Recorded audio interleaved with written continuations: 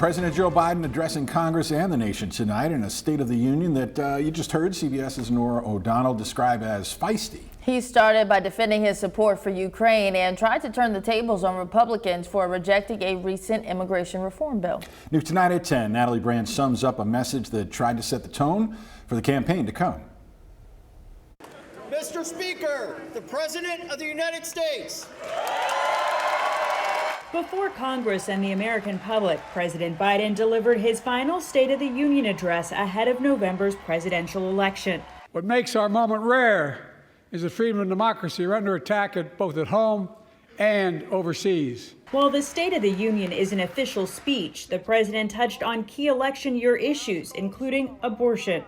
If you, the American people, send me a Congress that supports the right to choose, I promise you, I'll restore Roe v. Wade as the law of the land again.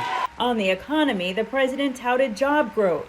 America's comeback is building the future of American possibilities, building an economy from the middle out and the bottom up, not the top down. And called on Congress to cap out-of-pocket drug costs at $2,000 a year for Americans with private health insurance. Americans pay more for prescription drugs than anywhere in the world.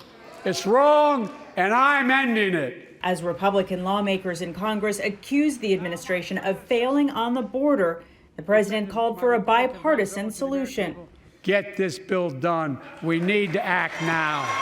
The president also unveiled plans for a temporary aid port on Gaza's coast to ease the growing humanitarian crisis as ceasefire talks in the war between Israel and Hamas stall. Outside, pro-Palestinian demonstrators gathered near the Capitol. Families of Israeli Americans held hostage in Gaza were among those invited as special guests by lawmakers, as well as Ukrainian Americans, as foreign aid continues to be held up in the U.S. House. Natalie Brand, CBS News, Capitol Hill.